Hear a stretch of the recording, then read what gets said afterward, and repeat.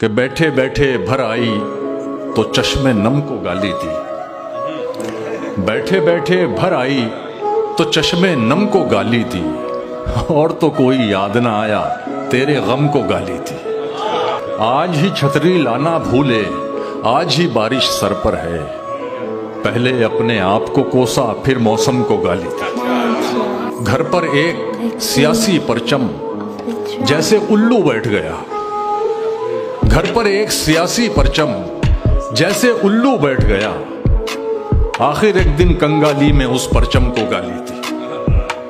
शेर सुनिए कि आहा, जब किस्मत में दर्द लिखे हैं चारा साज को क्या कहिए। जब किस्मत में दर्द लिखे हैं चारा साज को क्या कहिए, अपने जख्मों से उगताए और मरहम को गाली दी।